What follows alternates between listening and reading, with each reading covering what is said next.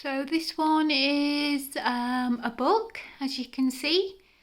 If you look back on my videos, just last week I did 3 books stacked on top of each other.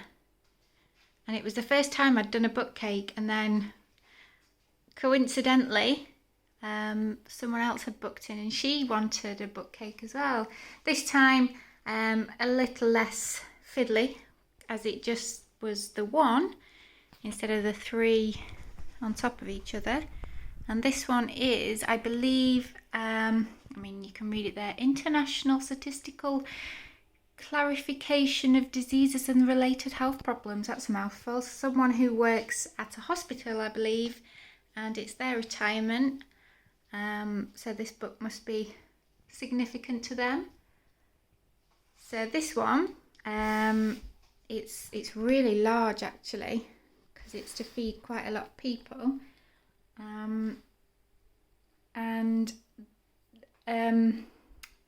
The other book cake that I did was an older book cake, or an older book, or set of books.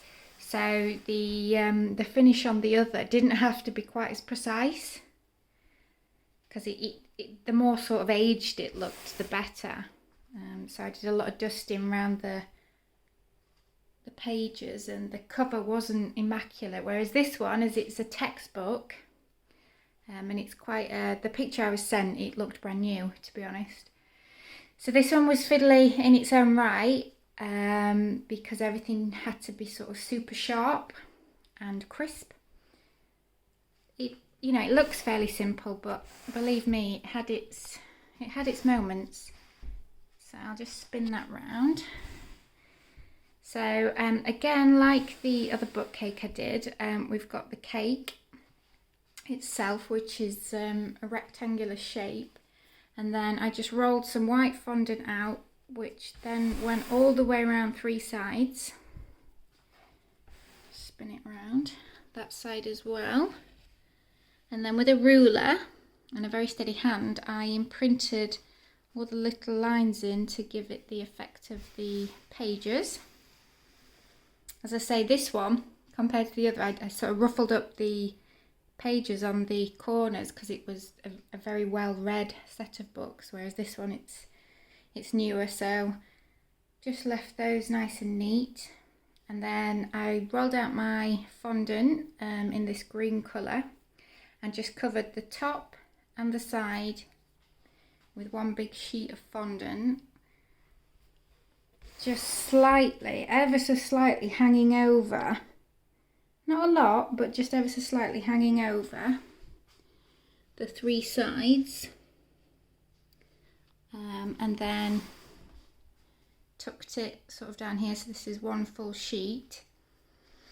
And then to get the bottom cover that it's sitting on, you can see where they're joined actually. I've just rolled out and used a strip cutter to make a very thin strip and attach them 1, 2 and 3 down the back there, and then where they've joined, just cut at an angle and they meet perfectly, and then it gives the illusion that the cake is or the book is then sat on its bottom cover like a book would be. But actually, in fact, this is just cake underneath, or on a cake board. I've popped in a little line all the way down, which I just used a little modelling tool for and a ruler to keep it nice and straight. And then the top cover, because it had all this sort of writing that was imperative to be on the cake, I didn't have these tiny little letter impression stamps to be able to sort of do it all individually and then hand paint it, whereas this, the larger lettering, if you can just see, they're indented.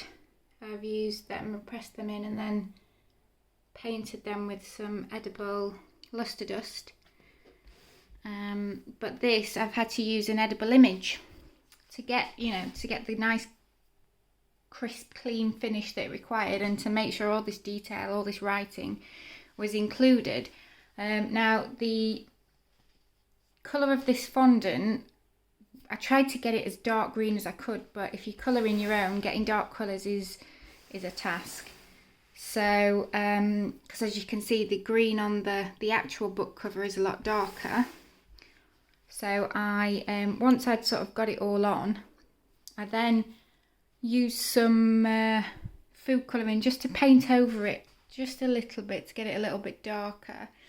The only problem with that is you do tend to get a few streaks, because obviously once you start painting your fondant, you're making it wet, and fondant is sugar, so it starts to melt and gets very sticky. So that's why I advise to get an airbrush, because that's a great way to sort of change up the colour of your fondant. But I didn't have a dark green paint for my airbrush, so as I say, I was left with no option than to paint it with a bit of food colouring.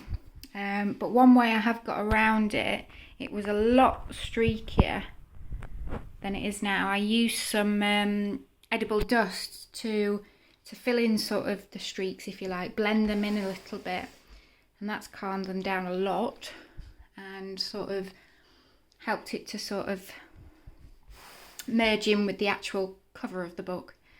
But I mean, it's not a spot on colour match, but you get the idea, and I think it's near enough. At the end of the day, don't stress yourself out getting everything exact. We make cakes, not replicas of objects, you know, with materials and stuff. Everything we make is edible. So there are limits sometimes as to what you can do. You can get close, but don't fret if you can't get exactly the same. It's cake. So there we are. That's my medical textbook cake. Quite cute. Cute's probably not the right word because it's huge.